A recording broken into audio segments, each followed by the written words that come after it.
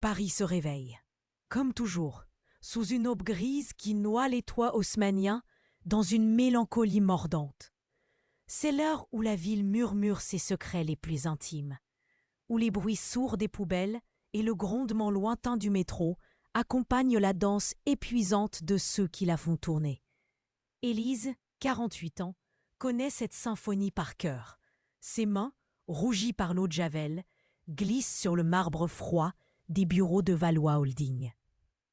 Un empire immobilier dont la propreté est aussi immaculée que la réputation de son magnat, Armand Valois. Pour les autres, elle est invisible, un fantôme qui efface les traces de la nuit. Mais ce matin-là, quelque chose cloche. Le porte-clés usé, en forme de petite tour Eiffel miniature, cliquette doucement à sa ceinture. C'est le cadeau de Léo, sa petite fille, son encre, son pourquoi. Un rappel constant que chaque geste, chaque goutte de sueur sert à bâtir un avenir stable pour cette innocence qu'elle chérit par-dessus tout. En passant devant le bureau personnel de M. Valois, une porte qu'elle n'ouvre jamais, Élise perçoit une odeur inhabituelle. Pas le parfum boisé habituel du cigare de Valois, mais une senteur plus âcre, métallique, mêlée à une effluve de papier brûlé. Un vestige olfactif. Son intuition, aiguisée par des années à observer sans être vue, se tend. Elle ralentit le frottement de son balai, tendant l'oreille. Un clic, un son de serrure, différent des autres, plus discret, plus ancien. Un second vestige sonore, étrange, dans ce silence feutré. Elle a toujours cru que les secrets étaient des ombres. Mais ce jour-là, l'ombre avait un parfum et un sceau. C'est alors que l'écho d'un murmure lointain, presque une prophétie, traverse son esprit, comme un vent froid traversant les couloirs vides. « Elle va vous trahir ce soir », murmura la femme de ménage, pauvre au millionnaire. Une phrase qui n'avait pas encore de sens, mais qui déjà serrait son cœur. Si des histoires pareilles ne peuvent pas se perdre dans l'obscurité, reste avec nous sur Récits qui touchent l'âme. Appuie pour suivre maintenant, avant que le prochain rebondissement ne te file entre les doigts. Élise continue sa tâche, le cœur battant, mais ses yeux, eux, sont devenus des caméras. Elle nettoie le bureau de Valois, ses gestes millimétrés. Sous une pile de journaux financiers, elle découvre un fragment de document, à moitié calciné, glissé sous le tapis. Juste un mot illisible, un chiffre et la lueur d'un logo qu'elle ne reconnaît pas. Un troisième vestige. Ce n'était pas un simple oubli, c'était une dissimulation. Elle sent l'œil invisible de Valois Holding, une machine corporative tentaculaire, dont les rouages sont faits de règlements absurdes et de mépris silencieux, qui exploite sa précarité, érodant sa dignité. Elle n'est qu'un numéro, interchangeable. Mais elle n'est pas aveugle. Le service de sécurité, dirigé par M. Berger, ancien flic au regard froid, patrouille sans relâche, leurs pas résonnant sur le marbre avec une régularité menaçante. Élise les croise. Leur regard glisse sur elle sans la voir. Pour eux, elle n'est rien. Mais Léo est tout. Et la seule pensée de son rire, de son innocence, est un bouclier. C'est elle qui, sans le savoir, donne à Élise la force de regarder au-delà des apparences, de percevoir les fissures dans le vernis impeccable de Valois. Une photo de Léo, glissée dans son porte-monnaie, est un rappel constant. « Sois forte, Mani », semble lui murmurer la petite fille.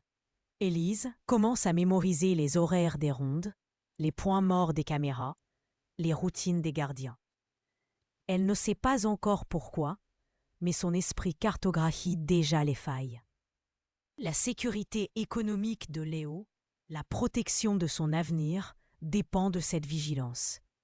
Elle n'est qu'une femme de ménage, mais son regard est désormais celui d'une stratège. Sa compétence, c'est de voir ce que personne d'autre ne voit. Et dans ce jeu d'ombre et de reflets, c'est une arme redoutable.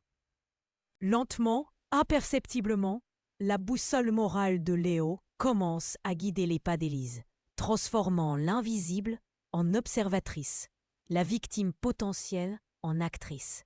Le porte-clés usé, en forme de petite tour Eiffel miniature, cliquette doucement à sa ceinture. C'est le cadeau de Léo, sa petite fille, son encre, son pourquoi. Un rappel constant que chaque geste, chaque goutte de sueur, sert à bâtir un avenir stable pour cette innocence qu'elle chérit par-dessus tout. En passant devant le bureau personnel de M. Valois, une porte qu'elle n'ouvre jamais, Élise perçoit une odeur inhabituelle. Pas le parfum boisé habituel du cigare de Valois, mais une senteur plus âcre, métallique, mêlée à une effluve de papier brûlé. Un vestige olfactif. Son intuition, aiguisée par des années à observer sans être vue, se tend. Elle ralentit le frottement de son balai, tendant l'oreille. Un clic, un son de serrure, différent des autres, plus discret, plus ancien. Un second vestige sonore, étrange dans ce silence feutré. Elle a toujours cru que les secrets étaient des ombres. Mais ce jour-là, l'ombre avait un parfum et un son. C'est alors que l'écho d'un murmure lointain, presque une prophétie, traverse son esprit, comme un vent froid traversant les couloirs vides. « Elle va vous trahir ce soir », murmura la femme de ménage pauvre au millionnaire. Une phrase qui n'avait pas encore de sens, mais qui déjà serrait son cœur. Si des histoires pareilles ne peuvent pas se perdre dans l'obscurité, reste avec nous sur Récits qui touchent l'âme. Appuie pour suivre maintenant, avant que le prochain rebondissement ne te file entre les doigts. Élise continue sa tâche, le cœur battant. Mais ses yeux, eux, sont devenus des caméras. Elle nettoie le bureau de Valois, ses gestes millimétrés. Sous une pile de journaux financiers, elle découvre un fragment de document, à moitié calciné, glissé sous le tapis. Juste un mot illisible, un chiffre et la lueur d'un logo qu'elle ne reconnaît pas. Un troisième vestige. Ce n'était pas un simple oubli, c'était une dissimulation. Elle sent l'œil invisible de Valois Holdings, une machine corporative tentaculaire dont les rouages sont faits de règlements absurdes et de mépris silencieux, qui exploite sa précarité, érodant sa dignité. Elle n'est qu'un numéro, interchangeable. Mais elle n'est pas aveugle. Le service de sécurité, dirigé par M. Berger, ancien flic au regard froid, patrouille sans relâche, leurs pas résonnant sur le marbre avec une régularité menaçante. Élise les croise, leur regard glisse sur elle sans la voir. Pour eux, elle n'est rien, mais Léo est tout. Et la seule pensée de son rire, de son innocence, est un bouclier. C'est elle qui, sans le savoir, donne à Élise la force de regarder au-delà des apparences, de percevoir les fissures dans le vernis impeccable de Valois. Une photo de Léo, glissée dans son porte-monnaie, est un rappel constant. « Sois forte, mamie », semble lui murmurer la petite fille. Élise commence à mémoriser les horaires des rondes, les points morts des caméras, les routines des gardiens. Elle ne sait pas encore pourquoi, mais son esprit cartographie déjà les failles. La sécurité économique de Léo, la protection de son avenir, dépend de cette vigilance. Elle n'est qu'une femme de ménage, mais son regard est désormais celui d'une stratège. Sa compétence, c'est de voir ce que personne d'autre ne voit. Et dans ce jeu d'ombre et de reflets, c'est une arme redoutable. Lentement, imperceptiblement, la boussole morale de Léo commence à guider les pas d'Élise, transformant l'invisible en observatrice, la victime potentielle en actrice. Les jours suivants, Paris s'éveille toujours sous ces ciels changeants. Mais pour Élise, la ville a perdu sa douce indifférence. Chaque recoin des bureaux de Valois Holdings, chaque visage croisé, devient un élément d'un puzzle grandissant. Elle remarque que le magnat, d'habitude si précis, laisse traîner des papiers, des notes. Un jour, en vidant la corbeille, elle voit un carnet à spirale, la couverture griffonnée du logo discret de Valois Holdings et une série de numéros de dossier. Un quatrième vestige, plus concret, plus lourd. Ce n'est pas un document officiel, mais une sorte de Nemo personnel avec des dates étranges, des noms à moitié effacés. L'odeur de café fort et de croissant chaud, habituellement réconfortante dans la cuisine commune, lui semble désormais empreinte d'une tension latente. Elle observe les autres employés, les sourires forcés, les regards fuyants. Le système valois ne se limite pas aux gardes de sécurité ou aux avocats de maître de l'âtre, dont les noms reviennent souvent dans les conversations, comme des épées invisibles. Le système, c'est aussi cette peur silencieuse qui contraint chacun à l'obéissance, à la complicité passive. C'est cette culture où la précarité est une chaîne dorée. Elle entend des bribes de conversations téléphoniques, des voix basses. Un cinquième vestige, un mot répété, un nom de lieu qu'elle ne connaît pas, une petite ville de province, prononcée avec une urgence contenue. Elle fait le lien avec un article de journal qu'elle a vu la veille, parlant d'un projet immobilier controversé en dehors de Paris, mené par Valois Holdings. Le hasard ou une toile bien plus vaste? Un matin, alors qu'elle nettoie les vitres du bureau de Valois, elle voit M. Berger entrer, non pas avec son uniforme habituel, mais dans un costume sombre, une mallette à la main. Il y a un échange rapide de regards avec Valois, une tension palpable. Élise se fige derrière le reflet du verre, son cœur battant à tout rompre. Elle tente de capter le son de leur conversation, mais les vitres épaisses ne laissent passer qu'un murmure indistinct. Elle sent l'urgence, la gravité. C'est une danse silencieuse qu'elle observe, une chorégraphie du pouvoir et de la dissimulation. Plus tard dans la journée, elle tente d'accéder à l'archive des dossiers de nettoyage, une routine qu'elle suit chaque mois, pour vérifier un détail anodin. La porte est bloquée, un panneau « Maintenance » placardé. C'est une excuse trop facile. Elle sait qu'elle est sous surveillance, que ses mouvements sont désormais tracés. Sa tentative de vérifier une simple information est bloquée. Ce n'était qu'une porte, un détail infime. Mais pour Élise, c'était la preuve. Il ne la voyait pas, mais il savait. Il savait qu'elle voyait. Cette micro-défaite, cette humiliation silencieuse, lui serre la gorge. Elle se sent prise au piège d'une toile d'araignée invisible, chaque fil de plus en plus tendu autour d'elle. Si vous avez remarqué le détail qu'ils ont fait semblant de ne pas voir, parlez-moi dans les commentaires et écrivez « Je suis avec vous ». Je veux sentir qui est là, maintenant. Elle comprend que la lutte ne sera pas celle d'une femme contre un homme, mais d'une vérité fragile contre un système entier. Le silence des couloirs, le frottement de ses semelles sur le marbre, tout lui parle maintenant d'un danger imminent. Elle doit être plus maligne, plus rapide. Elle doit trouver le moyen de transformer son invisibilité en atout, de transformer le murmure en un cri. Le souvenir du visage de Léo, son rire cristallin, est la seule lumière dans cette obscurité grandissante. Elle sent le froid tenacier des clés dans sa main. Mais c'est le porte-clés usé, ce petit symbole de Tour Eiffel, qui lui donne la chaleur nécessaire pour continuer. Le prochain mouvement devait être le sien. Le prochain mouvement devait être le sien. Paris, la nuit, est un autre monde. Les bruits de la ville s'estompent, remplacés par le sifflement du vent entre les immeubles haussmanniens et le lointain murmure des sirènes. Élise, chez elle, dans son petit appartement de l'Est parisien, ne dort plus vraiment. Ses mains, si habituées à l'eau de Javel, tiennent désormais un stylo, traçant des lignes sur un carnet usé. Ce n'est pas le carnet de Valois, mais le sien, rempli de ses observations méticuleuses. Chaque détail qu'elle avait jugé anodin, chaque geste invisible, prenait maintenant une nouvelle signification.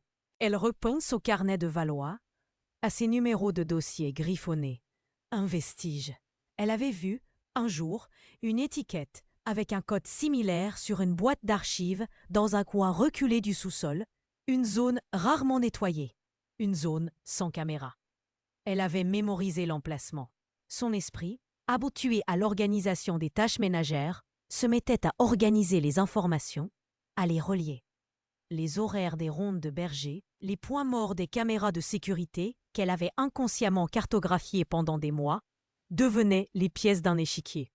La précarité, qui l'avait rendue invisible, était maintenant sa cape. Personne ne la verrait venir.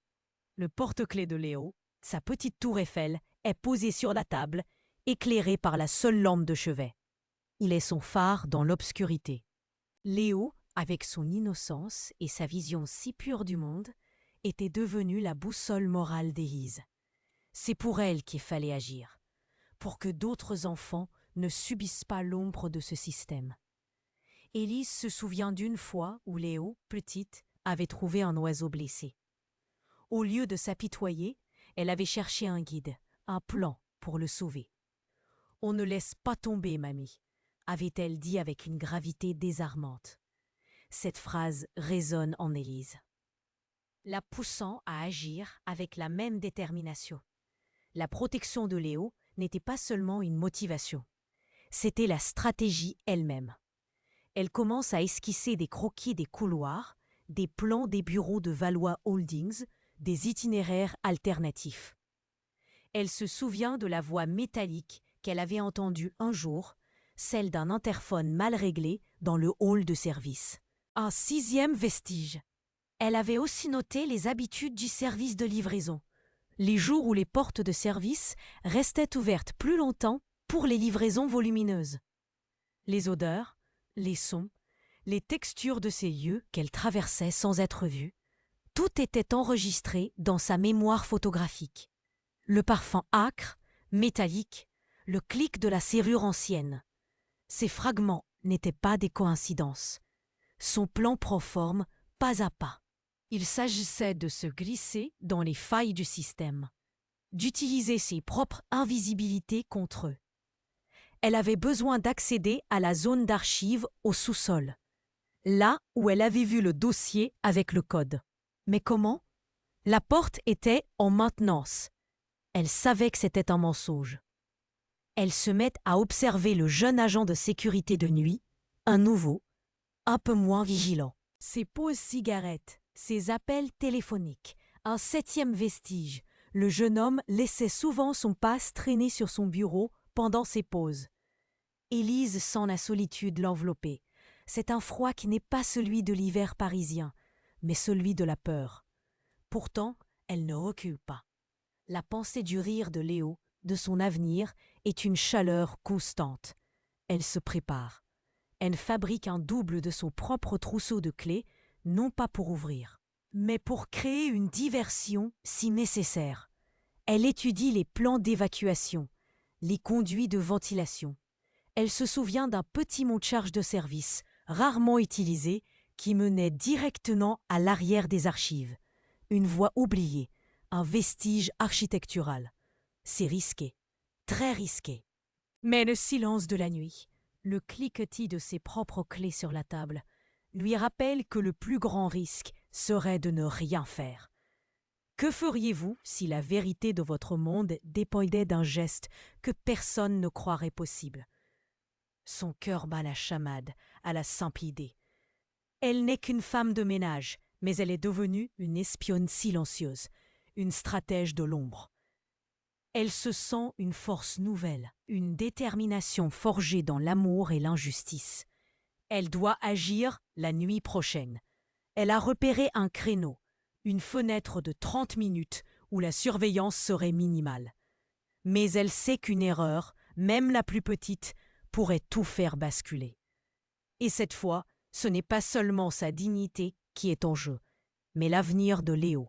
Elle n'avait qu'une chance. Paris, la nuit, est un autre monde. Les bruits de la ville s'estompent, remplacés par le sifflement du vent entre les immeubles haussmanniens et le lointain murmure des sirènes. Élise, chez elle, dans son petit appartement de l'Est parisien, ne dort plus vraiment. Ses mains, si habituées à l'eau de Javel, tiennent désormais un stylo, traçant des lignes sur un carnet usé. Ce n'est pas le carnet de Valois, mais le sien, rempli de ses observations méticuleuses. Chaque détail qu'elle avait jugé anodin, chaque geste invisible, prenait maintenant une nouvelle signification. Elle repense au carnet de Valois, à ses numéros de dossier griffonnés. Un vestige. Elle avait vu, un jour, une étiquette avec un code similaire, sur une boîte d'archives, dans un coin reculé du sous-sol, une zone rarement nettoyée, une zone sans caméra. Elle avait mémorisé l'emplacement. Son esprit, habitué à l'organisation des tâches ménagères, se mettait à organiser les informations, à les relier. Les horaires des rondes de berger, les points morts des caméras de sécurité qu'elle avait inconsciemment cartographiées pendant des mois, devenaient les pièces d'un échiquier. La précarité, qui l'avait rendue invisible, était maintenant sa cape. Personne ne la verrait venir. Le porte-clés de Léo, sa petite tour Eiffel, est posé sur la table, éclairé par la seule lampe de chevet. Il est son phare dans l'obscurité. Léo, avec son innocence et sa vision si pure du monde, était devenu la boussole morale d'Élise. C'est pour elle qu'il fallait agir, pour que d'autres enfants ne subissent pas l'ombre de ce système. Élise se souvient d'une fois où Léo, petite, avait trouvé un oiseau blessé. Au lieu de s'apitoyer, elle avait cherché un guide, un plan pour le sauver. « On ne laisse pas tomber, Mani !» avait-elle dit avec une gravité désarmante. Cette phrase résonne en Élise, la poussant à agir avec la même détermination. La protection de Léo n'était pas seulement une motivation, c'était la stratégie elle-même.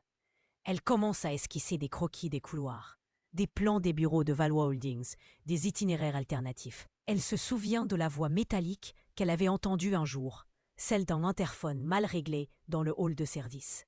Un 6e vestige. Elle avait aussi noté les habitudes du service de livraison, les jours où les portes de service restaient ouvertes plus longtemps pour les livraisons volumineuses. Les odeurs, les sons, les textures de ces lieux qu'elle traversait sans être vue, tout était enregistré dans sa mémoire photographique. Le parfum âcre, métallique, le clic de la serrure ancienne. Ces fragments n'étaient pas des coïncidences. Son plan prend forme pas à pas.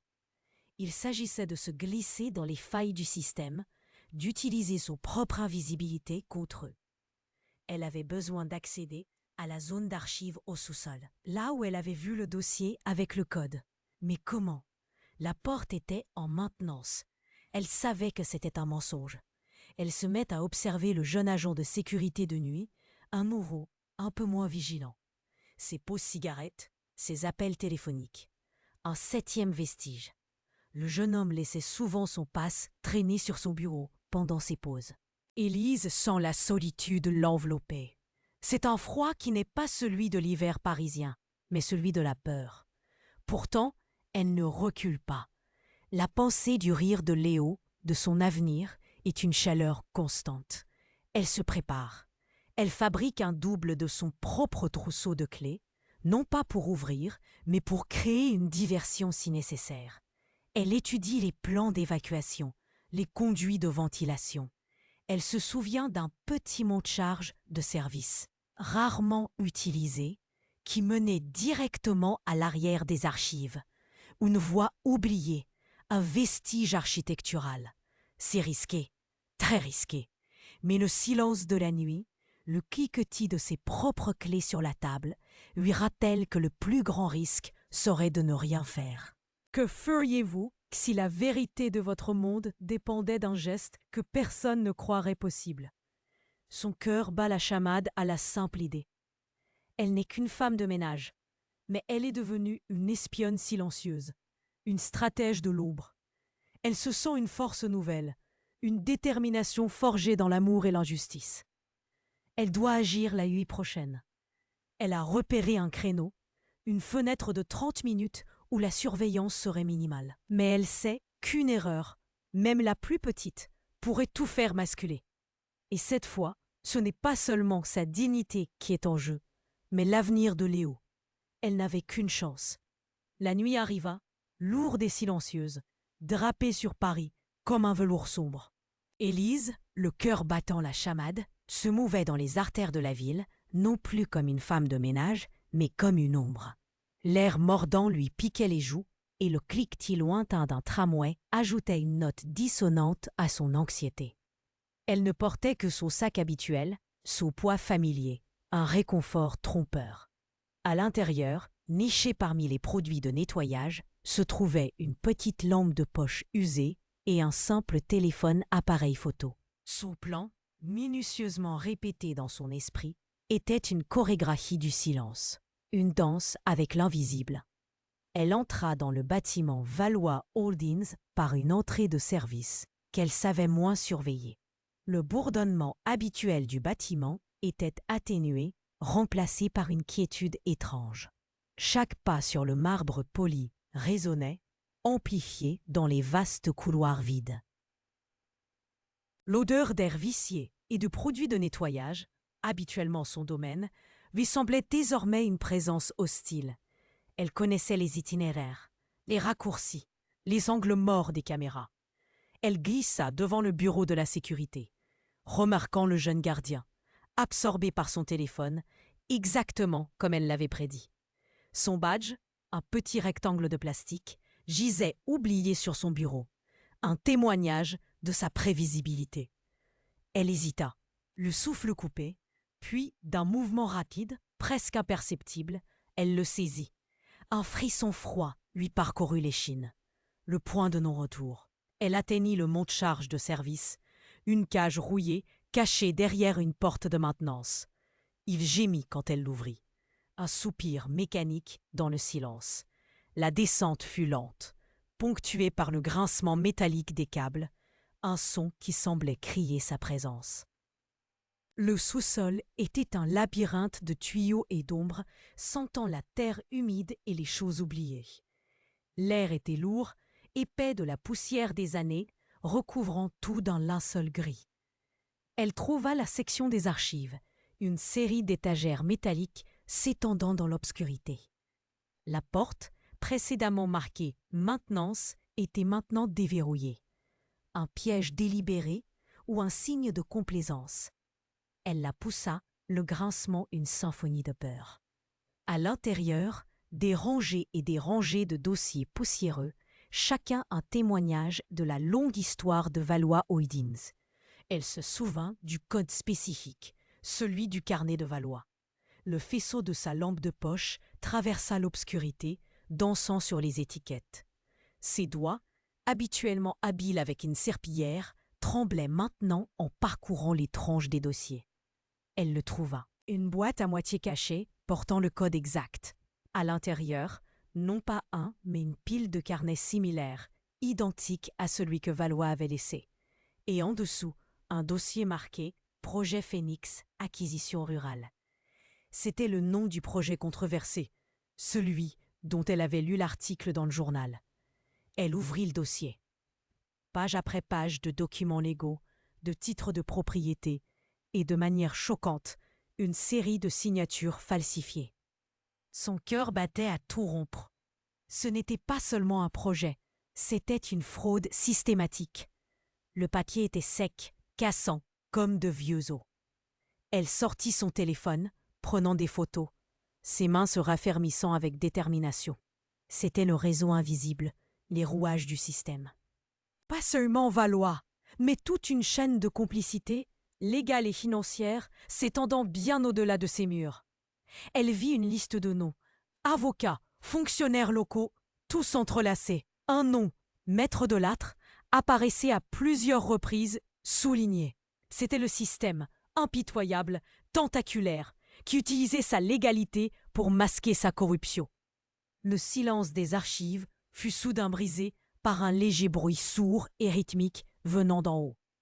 Des pas qui se rapprochaient. Son sang se glaça. Elle n'était pas seule. Elle devait bouger, maintenant. Des pas, lourds, réguliers, résonnant faiblement dans les conduits d'aération, puis plus distinctement dans le couloir au-dessus. Élise sentit son cœur cogner contre ses côtes. Un tambour frénétique dans le silence oppressant des archives. L'air déjà lourd de poussière devint étouffant. Elle agrippa les dossiers qu'elle tenait, son téléphone glissé dans la poche de sa blouse et se fondit dans l'ombre derrière une rangée de classeurs métalliques, là où les lumières vacillantes du sous-sol ne parvenaient pas. Le bruit des pas s'intensifia, accompagné d'un cliquetis métallique familier. C'était le trousseau de clés de M. Berger, le chef de la sécurité, ou l'un de ses hommes. L'odeur de terre humide s'intensifia, mêlée à une fragrance de tabac froid. Ils étaient là. Elle retint son souffle, chaque muscle tendu, l'oreille aux aguets. Le faisceau d'une lampe torche balaya l'entrée des archives, traçant des arcs de lumière dans la pénombre, illuminant un instant les étagères poussiéreuses. Puis, une voix grave, celle de M. Berger, brisa le silence. Rien d'anormal, juste un capteur défectueux. Vérifiez la porte de maintenance. Les entendus, la porte des archives se refermait avec un bruit sourd, le verrou claquant. Elle était piégée, mais au moins pas découverte. Elle attendit immobile, le souffle court, jusqu'à ce que les pas s'éloignent et que le silence revienne, plus pesant encore. Le danger était passé, mais la menace, elle, s'était matérialisée. Il savait que quelque chose clochait. Elle ressortit de sa cachette, le corps tremblant, les mains moites. Les documents qu'elle avait photographiés brûlaient dans sa poche. Elle savait qu'elle ne pouvait pas rester. Elle devait sortir, et vite. Elle se rappela le petit monte-charge de service, son grincement familier. Elle l'atteignit, le cœur tambourinant, et commença sa remontée. Chaque secousse, chaque bruit de ferraille lui semblait une sirène d'alarme. En haut, le couloir de service était vide. Elle se glissa vers la sortie, le badge du jeune gardien toujours dans sa main. Elle devait le remettre en place avant qu'il ne s'aperçoive de sa disparition. En approchant du bureau de la sécurité, elle entendit une voix. Le jeune gardien était au téléphone, sa voix résonnant dans le silence du hall. « Non, non, tout va bien. Juste un petit souci avec un capteur. C'est réglé. » Élise se figea. Il avait déjà reporté l'incident. Elle était prise. Elle n'avait qu'une fraction de seconde. Elle laissa tomber le badge discrètement derrière une plante verte près du bureau, espérant qu'il le retrouverait sans soupçonner une intrusion. Puis, elle s'évanouit dans les couloirs, se dirigeant vers la sortie principale. L'air frais de Paris la frappa comme une gifle. Elle était dehors, mais le sentiment de victoire était amer. Ce n'était qu'un détail, ce badge oublié. Mais il était la preuve que le système valois, tentaculaire, avait des yeux partout, même là où elle pensait être invisible. Elle avait échappé à la capture, mais elle savait qu'elle était désormais sur leur radar. La précarité, qui avait été sa cape, devenait maintenant sa cible. La ville, avec ses lumières dorées et ses ombres profondes, ne lui offrait plus le refuge d'antan.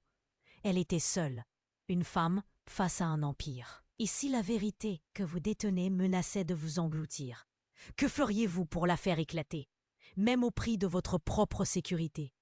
Le porte-clés de Léo, sa petite tour Eiffel, était maintenant un poids lourd dans sa poche, un rappel que ce combat dépassait largement sa propre survie.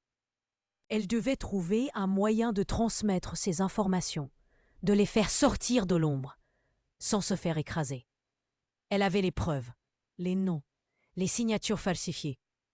Mais comment les utiliser contre un système qui contrôlait tous les rouages, de la justice à l'opinion publique? Le chemin serait long, semé d'embûches. Mais pour Léo, pour toutes les Léos du monde, elle ne pouvait pas reculer. Le combat ne faisait que commencer. Des pas, lourds, réguliers, résonnant faiblement dans les conduits d'aération, puis plus distinctement dans le couloir au-dessus. Élise sentit son cœur cogner contre ses côtes, un tambour frénétique dans le silence oppressant des archives. L'air, déjà lourd de poussière, devint étouffant. Elle agrippa les dossiers qu'elle tenait, son téléphone glissé dans la poche de sa blouse, et se fondit dans l'ombre derrière une rangée de classeurs métalliques, là où les lumières vacillantes du sous-sol ne parvenaient pas. Le bruit des pas s'intensifia, accompagné d'un cliquetis métallique familier. C'était le trousseau de clés de M. Berger, le chef de la sécurité, ou l'un de ses hommes. L'odeur de terre humide s'intensifia, mêlée à une fragrance de tabac froid. Ils étaient là. Elle retint son souffle, chaque muscle tendu, l'oreille aux aguets. Le faisceau d'une lampe torche balaya l'entrée des archives, traçant des arcs de lumière dans la pénombre, illuminant un instant les étagères poussiéreuses. Puis, une voix grave, celle de M. Berger, brisa le silence. Rien d'anormal, juste un capteur défectueux. Vérifiez la porte de maintenance. Élise entendit la porte des archives se refermer avec un bruit sourd, le verrou claquant. Elle était piégée, néanmoins pas découverte. Elle attendit, immobile, le souffle court, jusqu'à ce que les pas s'éloignent et que le silence revienne, plus pesant encore. Le danger était passé, mais la menace, elle, s'était matérialisée. Il savait que quelque chose clochait. Elle ressortit de sa cachette, le corps tremblant, les mains moites. Les documents qu'elle avait photographiés brûlaient dans sa poche. Elle savait qu'elle ne pouvait pas rester. Elle devait sortir, et vite. Elle se rappela le petit monte-charge de service, son grincement familier. Elle l'atteignit, le cœur tambourinant, et commença sa remontée. Chaque secousse, chaque bruit de ferraille lui semblait une sirène d'alarme. En haut, le couloir de service était vide. Elle se glissa vers la sortie, le badge du jeune gardien toujours dans sa main. Elle devait le remettre en place avant qu'il ne s'aperçoive de sa disparition. En approchant du bureau de la sécurité, elle entendit une voix. Le jeune gardien était au téléphone, sa voix résonnant dans le silence du hall. « Non, tout va bien. Juste un petit souci avec un capteur. C'est réglé. » Élise se figea. Il avait déjà reporté l'incident. Elle était prise. Elle n'avait qu'une fraction de seconde. Elle laissa tomber le badge discrètement derrière une plante verte près du bureau, espérant qu'il le retrouverait sans soupçonner une intrusion. Puis, elle s'évanouit dans les couloirs, se dirigeant vers la sortie principale. L'air frais de Paris la frappa comme une gifle. Elle était dehors, mais le sentiment de victoire était amer. Ce n'était qu'un détail, ce badge oublié, mais il était la preuve que le système valois, tentaculaire, avait des yeux partout, même là où elle pensait être invisible. Elle avait échappé à la capture, mais elle savait qu'elle était désormais sur leur radar.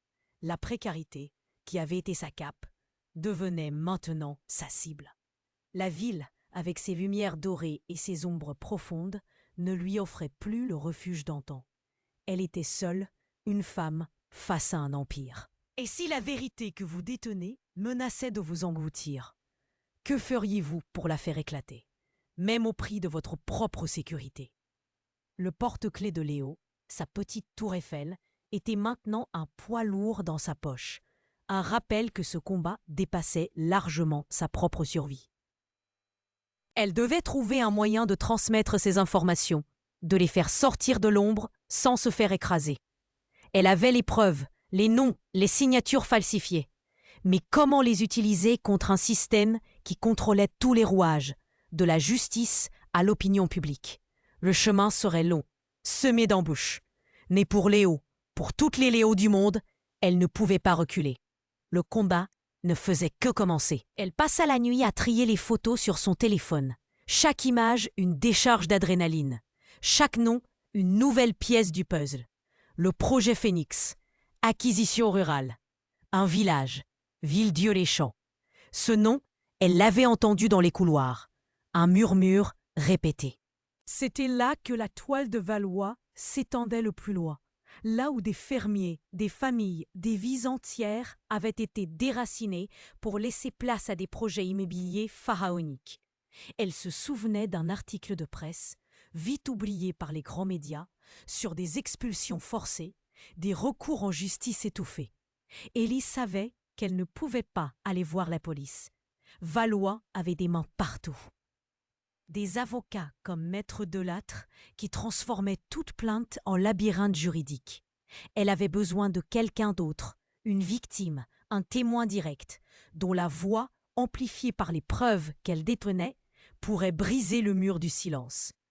Elle chercha des noms sur les documents, des adresses, des contacts. Elle en trouva un, Monsieur Jean-Luc Dubois, un ancien maire de Villedieu-les-Champs, qui avait tenté de s'opposer au projet et avait été réduit au silence. Son adresse était griffonnée sur l'un des carnets de Valois, étrangement. Une cible ou une victime à sauver? Le lendemain, sous un ciel pâle et incertain, Élise prit le premier train pour la province. Le voyage fut long. Les paysages de béton de Paris cédant la place à des champs verdoyants, puis à des forêts denses. Le cliquetis des rails réguliers et hypnotisants était la seule bande-son de sa solitude. Elle sentait le poids de son sac, contenant l'épreuve, et le poids de sa mission. L'odeur du gazole et du café des gares se mêlait à l'air frais des campagnes. C'était un monde différent, loin du marbre et de l'eau de Javel. Arrivée à Villedieu-les-Champs, la petite gare désertée semblait figée dans le temps. Un vent froid balayait la plateforme, soulevant des feuilles mortes. Le silence était assourdissant, seulement brisé par le chant lointain d'un oiseau et le souffle de sa propre respiration. L'adresse de Jean-Luc Dubois la menait à une ferme isolée, au bout d'un chemin de terre. La maison était sombre, les volets clos, la cheminée éteinte. Un sentiment d'abandon planait sur les lieux. Elle frappa à la porte, son cœur serré. Pas de réponse. Elle frappa à nouveau, plus fort. Un silence pesant. Elle fit le tour de la maison. Une vieille grange, à côté, laissait échapper une faible lumière. Un bruit. Un gémissement. Elle poussa la porte, qui s'ouvrit avec un grincement sinistre. À l'intérieur, dans la pénombre, un homme âgé était étendu sur le sol, une blessure à la tête, Jean-Luc Dubois. Il était vivant, mais à peine conscient. Elle sentit une odeur de sang et de foin. Son porte-clés, la petite tour Eiffel, lui brûlait la main. C'était trop tard ou juste à temps. Elle n'était plus seulement une observatrice. Elle était une actrice. Et la vie de cet homme, la clé de la vérité, dépendait d'elle. Élise s'agenouilla près de Jean-Luc Dubois, le cœur serré par une angoisse glaciale. Le sang, sombre et visqueux, maculait le foin sous sa tête. Sa respiration était faible, un râle ténu qui se perdait dans le silence de la grange. L'odeur de la terre humide, du vieux foin et maintenant du sang emplissait l'air, une symphonie macabre. Elle n'était pas infirmière, mais ses années à gérer les urgences domestiques lui avaient appris une certaine dextérité. Elle arracha un morceau de tissu propre de sa doublure de sac, pressant fermement la blessure. Le tissu s'imprégna vite de rouge. Qui avait fait ça? La question résonnait dans sa tête, lourde de menaces. Ce n'était pas un accident.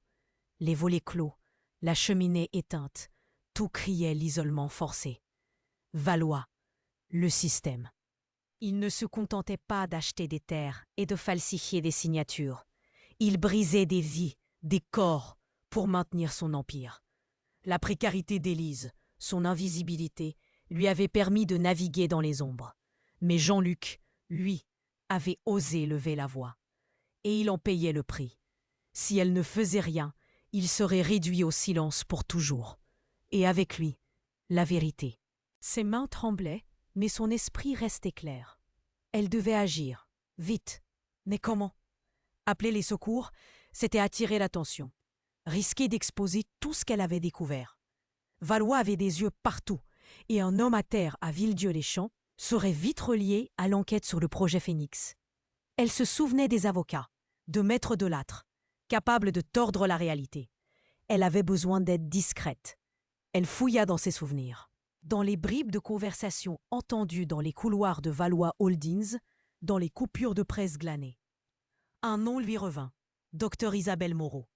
Une ancienne médecin de campagne, connue pour son intégrité et sa discrétion, qui avait été contrainte de quitter la région après avoir soulevé des questions sur les impacts sanitaires des projets de Valois. Elle vivait maintenant à quelques kilomètres de là, dans un petit village voisin, loin des projecteurs. C'était un vestige, une information latente, qui prenait maintenant tout son sens. Elle était la seule personne en qui Élise pouvait avoir confiance, la seule qui comprendrait l'urgence sans poser trop de questions. Élise sortit son téléphone. Pas question d'appeler directement. Elle envoya un SMS court, codé, qu'elle avait préparé au cas où. Urgence. Villedieu-les-Champs. Ancien maire. Discrétion absolue. Elle glissa le téléphone dans sa poche, les doigts croisés, priant pour qu'elle réponde. Le temps s'étirait. Chaque seconde une torture. Le râle de Jean-Luc s'affaiblissait. Elle sentait le froid s'insinuer dans ses os. Puis, Une vibration, une réponse. J'arrive. 10 minutes. Ne bougez pas. Un soupir de soulagement lui échappa. 10 minutes, c'était une éternité et un instant. Elle continua de maintenir la pression sur la blessure, parlant doucement à Jean-Luc, lui murmurant des mots d'espoir qu'elle ne savait même pas si elle croyait elle-même. « Tenez bon, monsieur Dubois, tenez bon, la vérité va éclater. » Le porte-clés de Léo, blotti dans sa poche, était une petite chaleur contre sa paume, un rappel constant de son pourquoi. La gravité de Léo, son sens inné de la justice, résonnait en Élise. On ne laisse pas tomber. Cette phrase, prononcée par une enfant, était maintenant le credo d'une femme invisible, transformée en guerrière de l'ombre. Elle ne pouvait pas se permettre de faiblir. La vie de Jean-Luc était le prix personnel qu'il payait pour avoir défié Valois. Et Élise, en le sauvant, en le protégeant, acceptait tacitement de payer son propre prix. Les 10 minutes s'écoulèrent lentement, rythmées par le vent qui sifflait à travers les fentes de la grange. Élise entendit enfin le crissement de pneus sur le chemin de terre. Une vieille voiture s'arrêta devant la ferme.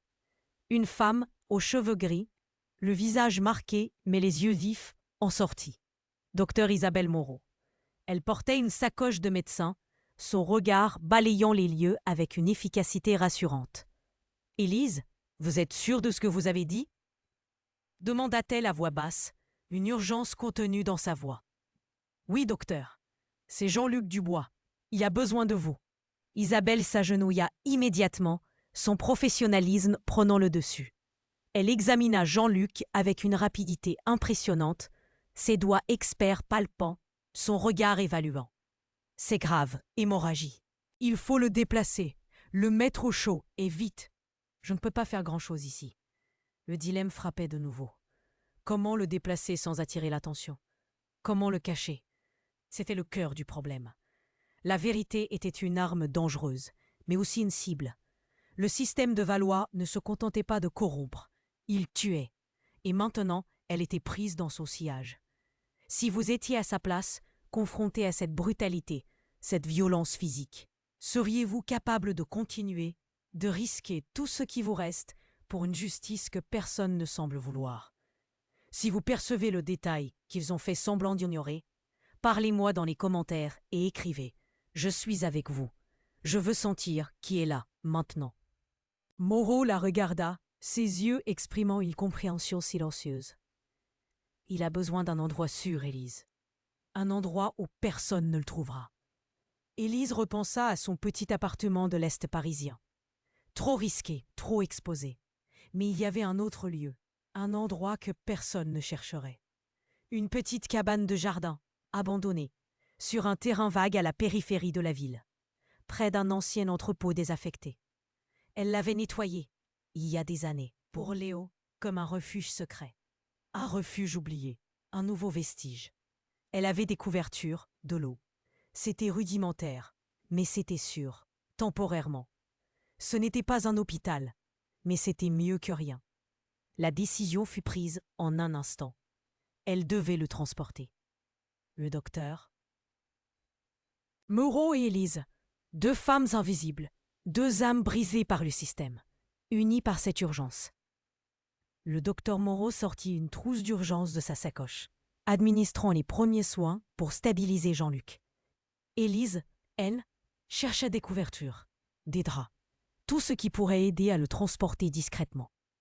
Le soleil commençait à décliner, jetant de longues ombres sur les champs. La nuit approchait, et avec elle, la menace. Elle devait être rapide. Chaque minute comptait. La vie de Jean-Luc pendait à un fil que Valois tentait de couper. Et Élise, avec l'aide inattendue de ce médecin exilé, était la seule à pouvoir le retenir. La nuit tombait, drapant les champs d'un voile d'encre, et le vent glacé portait les murmures des arbres. Chaque minute comptait, chaque seconde était un combat contre la montre.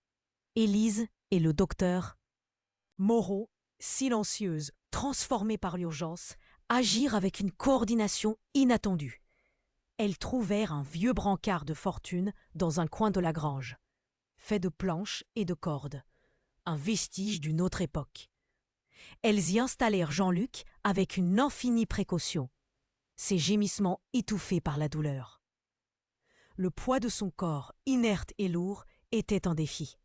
Elles luttèrent, leurs muscles tendus, leur souffle court, pour le soulever et le faire glisser hors de la grange. Le chemin de terre était jonché de pierres, chaque pas une épreuve. Le docteur Moreau, malgré son âge, avançait avec une détermination farouche, guidant Élise dans l'obscurité grandissante. Les lumières lointaines de Villedieu-les-Champs scintillaient comme des yeux curieux. Mais ici, au cœur de la campagne, seule l'obscurité dominait.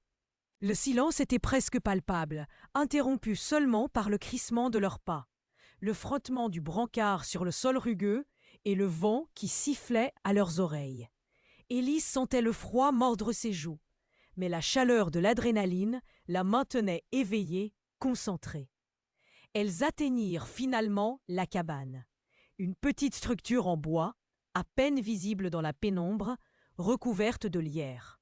La porte grinça en s'ouvrant, révélant un intérieur sombre et exigu, imprégné d'une odeur de terre et de bois moisi. Élise avait fait de son mieux pour la rendre habitable il y a des années, mais le temps avait laissé sa marque. Elles firent glisser Jean-Luc à l'intérieur, le déposant doucement sur un matelas de fortune qu'Élise avait préparé. Le docteur Moreau sortit son matériel, les instruments médicaux brillant faiblement à la lumière de la lampe torche. Elle nettoya et recousut la blessure de Jean-Luc avec une précision chirurgicale, sa concentration totale rompant le silence pesant. Pendant ce temps, Élise veillait, sa main sur le porte-clés de Léo. Elle se rendait compte que Valois, le magnat intouchable, avait sous-estimé la capacité de résistance des invisibles. Il s'attendait à ce que Jean-Luc soit mort, ou qu'il finisse à l'hôpital, facile à faire disparaître ou à discréditer. Mais en le cachant ici, dans ce refuge oublié, elles avaient brisé son plan. Elles avaient transformé une victime en un atout caché, une preuve vivante que le système voulait étouffer. C'était un coup inattendu, une riposte silencieuse mais puissante. L'isco était inversé. Le docteur Moreau acheva son travail, essuyant son front perlé de sueur. Il est stable pour l'instant, mais il faut le surveiller. Et il aura besoin d'un vrai hôpital, une fois que la situation sera moins dangereuse. Sa voix était rauque, mais empreinte d'une nouvelle détermination. Élise hocha la tête, le regard perdu dans l'obscurité au-delà de la petite fenêtre. Comment allons-nous faire? Personne ne doit savoir qu'il est ici. Nous allons devoir être plus intelligentes qu'eux, Élise. Plus discrète. Isabelle posa sa main sur l'épaule d'Élise. Tu as les preuves. Je peux témoigner de ce qu'ils ont fait à la région. Ensemble, nous avons une chance. Mais le temps est contre nous. L'aube pointa à peine, peignant le ciel de nuances grises et violettes. Le froid s'intensifiait, et Élise sentait la fatigue l'envahir. Elle avait passé la nuit à veiller, à écouter le souffle irrégulier de Jean-Luc, à imaginer les prochaines étapes. La cabane, autrefois un simple abri, était devenue un poste de commandement, un sanctuaire de la vérité. Le docteur Moreau dormait, épuisé, recroquevillé sur une vieille couverture. Élise sortit discrètement de la cabane, le porte-clés de Léo toujours à sa ceinture. L'air frais de l'aube était vif, piquant. Elle marcha quelques pas, observant les alentours. Des crasses de pneus sur le chemin de terre. Étaient-ce les leurs ou ceux d'autres visiteurs? La paranoïa s'insinuait, une compagne constante dans cette guerre invisible. Elle savait que Valois ne tarderait pas à découvrir la disparition de Jean-Luc. Et alors, la chasse commencerait. Elle repensa à la phrase murmurée par la femme de ménage pauvre au millionnaire. « Elle va vous trahir ce soir. » Le millionnaire, c'était Valois. La femme de ménage, c'était elle. Et la trahison, c'était la vérité qu'elle s'apprêtait à déchaîner. Mais pour cela, elle devait trouver des alliés, des voix. Et elle savait déjà où chercher. Il y avait d'autres personnes, d'autres victimes, d'autres invisibles qui avaient été broyés par le système. Des fermiers de Villedieu-les-Champs, des petits commerçants, des familles. Leurs histoires, Leur silence forcé était autant de munitions. Elle se rappela une vieille carte de la région, trouvée parmi les documents de Valois, annotée de croix rouges et de noms. C'était une carte des expropriations, mais aussi, elle le réalisait maintenant, une carte des âmes blessées. Chacune de ces croix représentait un point de vulnérabilité pour Valois, mais aussi un potentiel allié pour elle. Le système, si parfait en apparence, avait laissé des failles, des cicatrices, et c'était dans ces cicatrices que la vérité pouvait s'enraciner. Le soleil se leva enfin, inondant les champs d'une lumière froide mais prometteuse.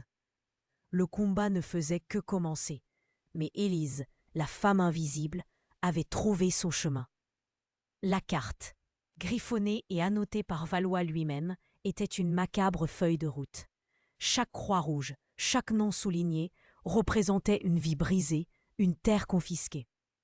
Élise la dépliait et la repliait, ses doigts usés traçant les contours de la souffrance. Elle avait passé la fin de la nuit à étudier ces marques, à les relier aux bribes d'informations qu'elle avait sur son téléphone, aux articles de presse oubliés. Le docteur, Moreau, épuisé, veillait sur Jean-Luc, sa présence silencieuse un baume dans la tension palpable. Élise savait qu'elle ne pouvait pas rester inactive. La cabane était un refuge, pas une solution. Jean-Luc avait besoin d'un hôpital, et elles avaient besoin de plus de voix. Des voix brisées, des voix réduites au silence, mais des voix qui, unies, pourraient résonner plus fort que le marbre froid de Valois Holdings. Elle devait aller les chercher, ces témoins silencieux. Elle devait les convaincre de briser la peur qui les enchaînait. L'aube s'étirait, révélant des paysages doux et vallonnés, trompeurs dans leur quiétude. Les champs, encore humides de rosée, brillaient sous un soleil timide. Mais sous cette beauté rustique, Élise sentait la cicatrice laissée par la cupidité. Le chant des oiseaux semblait teinté d'une mélancolie ancienne. Elle laissa le docteur. Moreau avec Jean-Luc, promettant de revenir avant la nuit. Son porte-clés de la tour Eiffel cliquetait à sa ceinture, un métronome discret de sa détermination. Elle marcha d'abord, ses pas résonnant sur les chemins de terre, puis elle fit du stop, un vieux camionneur compatissant la déposant près d'un petit village. La France rurale, avec ses maisons en pierre et ses volets clos, respirait la méfiance. Les visages croisés dans la boulangerie du matin étaient fermés. Les regards fuyants. Personne ne voulait parler. Personne ne voulait se souvenir. Le système valois ne s'était pas contenté d'exproprier. Il avait semé la terreur, une peur insidieuse qui serrait les cœurs. Le premier nom sur sa liste était celui d'une vieille dame, Madame Dubois, la tante de Jean-Luc, selon ses recherches. Sa ferme, presque en ruine, était isolée, entourée de champs incultes. L'odeur de la terre fraîchement labourée, mélangée à celle du bois brûlé, flottait dans l'air. Élise frappa à la porte, un trac inhabituel lui nouant l'estomac. Une petite femme aux mains noueuses et aux yeux fatigués lui ouvrit, son regard perçant sondant Élise. « Que voulez-vous » Sa voix était sèche, empreinte d'une amertume profonde. Élise sortit son téléphone, montrant les photos des documents de Valois. « Je sais ce qui est arrivé à Jean-Luc. Je sais ce qui est arrivé à votre terre. » Le visage de la vieille femme se crispa. Elle jeta un coup d'œil furtif autour d'elle, comme si les murs avaient des oreilles. « Partez, ne me mêlez pas à ça. Ils ont déjà pris assez. » Sa voix était un murmure, presque un sifflement. La peur. La peur était un mur infranchissable, plus solide que n'importe quelle forteresse. Elle se souvenait d'un jour où elle avait vu un homme, un huissier de Valois, laisser un avis d'expulsion sur une porte. Le silence qui avait suivi, la résignation. C'était ça, le système valois. Élise ne céda pas. Elle raconta l'agression de Jean-Luc, les preuves qu'elle détenait, l'urgence de la situation. Elle parla de Léo, de sa petite fille, de la justice. Elle parla de sa propre invisibilité, de son rôle de femme de ménage, de comment elle avait découvert la vérité. Elle ne demanda pas, elle supplia, elle ne menaça pas, elle offrit un espoir, fragile mais réel. Elle sentait le froid de la peur s'insinuer, mais aussi la chaleur de sa propre conviction. Madame Dubois l'écouta, impassible au début, puis un tremblement léger parcourut ses lèvres. Ses yeux, autrefois vifs, se remplirent d'une lueur lointaine, celle d'un souvenir douloureux. « Ils ont tout pris. Mon mari n'a pas survécu à ça. » Sa voix se brisa. « Et maintenant, Jean-Luc ?» Elle hésita, son regard vacillant entre la détermination d'Élise et la photo du document incriminant. La vérité était une blessure ouverte pour elle. Une blessure que Valois avait infligée et que personne n'avait soignée. Finalement, elle baissa les yeux, un soupir profond s'échappant de sa poitrine. Il y a d'autres personnes, des familles, des petits commerçants. Tous ceux qui ont été forcés de vendre, tous ceux qui ont perdu quelque chose. Elle désigna une direction, puis une autre, décrivant des chemins, des maisons. Allez voir la famille Martin, à la périphérie. Leur exploitation a été rachetée pour une bouchée de pain. Et le boulanger, Monsieur Leclerc, son commerce a été ruiné par leurs manœuvres. Les noms, les adresses, les histoires, les vestiges des victimes. Le porte-clés de Léo vibra doucement contre sa main, comme un écho à ses voix retrouvées. Élise sentit une étincelle d'espoir. La peur était là, oui, mais sous la cendre, il y avait encore des braises de colère, de douleur, de soif de justice. Le système Valois avait sous-estimé la mémoire des invisibles. Il avait cru que le silence durerait éternellement, mais le vent commençait à tourner. Et si vous étiez à sa place, avec ces quelques noms, ces quelques étincelles, auriez-vous le courage de les rallumer, de braver l'ombre des puissants? Élise suivit les indications de Madame Dubois, la carte froissée entre ses mains. Le chemin la mena à la périphérie du village, vers une ferme à l'abandon apparent, où la famille Martin avait autrefois cultivé la terre avec passion. L'odeur du foin coupé, mêlée à celle de la terre retournée, persistait, fantôme d'un labeur volé. La maison, aux volets clos et à la peinture écaillée, semblait soupirer sous le poids de l'injustice. Élise frappa doucement. Une femme, le visage marqué par l'inquiétude, ouvrit à peine la porte, son regard balayant l'horizon. « Que voulez-vous » Sa voix était un chuchotement, teinté de méfiance. Élise se présenta, expliquant son lien avec Jean-Luc, montrant les documents qu'elle avait collectés. Elle parla de la cabane, du docteur Moreau, de la lutte silencieuse qui se déroulait. La femme l'écouta, impassible, puis ses yeux se posèrent sur le porte-clés de Léo, comme si ce petit objet usé était une clé, un symbole de vérité. Elle fit entrer Élise, et le mari, Monsieur Martin, apparut, les mains calleuses, serrées en poing. Ils racontèrent leur histoire, une litanie de pressions, de menaces voilées, d'offres dérisoires pour leur terre, le cœur de leur héritage. Ils montrèrent des lettres, des contrats signés sous la contrainte, des chiffres truqués, des vestiges de leur propre bataille perdue. La colère montait en Élise, pure et froide. Elle leur expliqua que leur silence était leur prison, mais que leur voix, unie à d'autres, pourrait être leur libération. Leurs regards se croisèrent, une étincelle d'espoir, fragile mais tenace, s'allumant dans leurs yeux éteints. Puis, Élise se dirigea vers la boulangerie de Monsieur Leclerc. L'odeur réconfortante du pain chaud, du café fort, tentait de masquer la tristesse des lieux. La boutique était presque vide, les étagères clairsemées. Monsieur Leclerc, un homme massif aux mains enfarinées, la regarda avec une lassitude amère. Son commerce, autrefois prospère, avait été étranglé par les manœuvres de Valois, l'empêchant d'accéder aux fournisseurs, aux licences. Il avait perdu sa fierté, son gagne-pain. Élise lui parla de la force du nombre, de la possibilité de briser le silence. « Ils ont cru nous enterrer, » dit-elle, sa voix basse mais ferme. « Mais les racines sont encore là. » Monsieur Leclerc hésita, son regard perdu dans le passé. Il finit par hocher la tête, sortant de vieux registres poussiéreux, des factures impayées, des documents prouvant la mainmise de Valois sur l'économie locale. Chaque page était une nouvelle pièce du puzzle, un nouveau fragment de vérité. Élise sentait le réseau se tisser, les invisibles se connecter. leurs histoires s'entremêlaient en une tapisserie de résistance. La nuit approchait, et avec elle, la menace grandissante. Valois ne tarderait pas à remarquer l'agitation. Mais chaque témoignage, chaque preuve était une encre, un pas de plus vers la lumière. Si cette virada a remué quelque chose en vous, prouvez que vous n'êtes pas seul, laissez un like maintenant et partagez cette vidéo avec quelqu'un qui doit entendre cette vérité. Alors qu'Élise revenait vers la cabane, les dernières lueurs du jour s'éteignaient derrière les collines.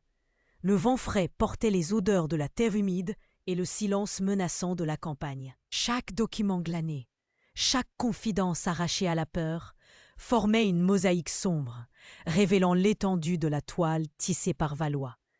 Le porte-clés de Léo, blotti dans sa paume, était un rappel constant de l'enjeu. Valois avait sous-estimé la mémoire des invisibles, mais son réseau, lui, n'oubliait jamais.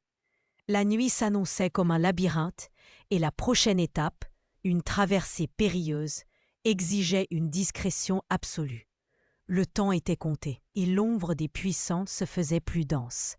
De retour à la cabane, le silence était une couverture lourde, à peine troublée par le souffle régulier de Jean-Luc. Le docteur Moreau, les traits tirés, attendait, son regard anxieux balayant l'obscurité. Élise posa les documents sur la petite table, chaque papier une nouvelle couche de vérité, une nouvelle preuve de l'empire de mensonges bâti par Valois. Elle raconta ses rencontres, la peur dans les yeux de Madame Dubois, la résignation des Martin, la lassitude de Monsieur Leclerc. Les histoires se superposaient, dessinant une toile de souffrance et d'injustice. « Nous avons les preuves, » murmura-t-elle, sa voix rauque. « Mais ils le savent, ils nous traquent. » Le docteur Moreau acquiesça, son visage grave. « J'ai entendu des bruits. Un véhicule, loin, mais qui tournait. La cabane n'est plus sûre. » Le porte-clés de Léo vibra dans la main d'Élise. Le temps du refuge était terminé. Il fallait agir, et vite. La décision fut prise, silencieuse mais ferme. Jean-Luc devait être déplacé, non pas vers un autre abri secret, mais vers un lieu où sa présence ne pourrait plus être étouffée. Un lieu public, où la lumière des projecteurs déchirerait l'ombre de Valois. Ce serait la traversée la plus dangereuse. La nuit était glaciale. Le vent siffleur se glissait sous leurs vêtements. Chaque feuille morte sous leurs pieds semblait crier leur présence. Elles soulevèrent Jean-Luc avec une prudence infinie, le brancard de fortune grinçant sous son poids. Le docteur Moreau ouvrait la marche, son pas assuré malgré l'âge, guidé par une carte mentale des chemins de traverse. Élise suivait, son cœur battant la chamade, ses yeux scrutant chaque ombre, chaque mouvement. L'odeur de la terre humide, le parfum des pins, tout était amplifié par la peur. Le silence était leur seule arme, interrompu seulement par le frottement du brancard. Le souffle court d'Élise, elle logeait un chant, les airs de haute fouettant leurs jambes, quand un bruit de moteur lointain rompit la quiétude. Un véhicule. Il se rapprochait, ses phares perçant l'obscurité comme des yeux voraces. Elles se jetèrent à terre, tirant le brancard dans le fossé, leur corps tremblant sous la tension. Le porte-clés de Léo, serré dans la main d'Élise, était son seul réconfort. La chasse avait commencé. Le moteur du véhicule vrombissait, se rapprochant. Le cœur d'Élise martelait sa poitrine. Le docteur Moreau, soudainement inspiré, se rappela un vieux sentier de chasseurs, à peine visible, envahi par la végétation. Elles tirèrent Jean-Luc à travers les broussailles épaisses, les branches déchirant leurs vêtements, la boue froide s'accrochant à elles. Les phares balayèrent leurs cachettes, illuminant un instant la route vide. Les poursuivants, confiants, passèrent à vive allure, les manquant de quelques mètres à peine. Un soupir de soulagement collectif, silencieux, s'échappa. L'air était ténu, empreint de peur et de terre humide. Elles poursuivirent leur chemin ardu, le silence de la nuit désormais un allié fragile. Des heures plus tard, alors que les premières lueurs de l'aube peignaient le ciel de violet et de gris meurtri, elles atteignirent les abords d'une petite ville. Pas un hôpital, trop risqué, mais un dispensaire local modeste, discret. Le docteur Moreau, connu ici, parvint à faire admettre Jean-Luc sans attirer l'attention, présentant ses blessures comme un accident. Élise savait que ce n'était qu'un répit temporaire. La vraie bataille, la bataille publique, était sur le point de commencer. La nouvelle se répandit comme une traînée de poudre, non pas par les canaux officiels, mais par des murmures, puis par les forums en ligne locaux. Les histoires de Madame Dubois, des Martin, de Monsieur Leclerc, désormais étayées par les preuves d'Élise et l'état critique de Jean-Luc, trouvèrent un écho. Une conférence de presse improvisée fut organisée, non pas dans une grande salle, mais sur la place du village, sous le regard impassible d'une statue de héros de guerre oublié. L'air était vif, portant l'odeur de la pierre humide et d'une anticipation nerveuse. Élise se tenait là, les mains serrées, le porte-clés de Léo pressé contre sa paume. Autour d'elle, les visages des victimes, autrefois marqués par la peur et la résignation, portaient maintenant une lueur de défi. Les caméras cliquetaient, les micros se tendaient. La foule était dense, un mélange de curieux, de journalistes et d'habitants solidaires. Elle commença à parler, sa voix d'abord hésitante, puis se raffermissant avec chaque mot. Elle décrivit le système valois, non pas comme un homme, mais comme une hydre à 1000 têtes, étranglant les petites vies, dévorant les terres, la dignité. Elle montra les documents, les cartes, les contrats signés sous la contrainte. Elle raconta l'agression de Jean-Luc, l'invisibilité de ceux qui servent, la vérité cachée dans les recoins sombres des bureaux.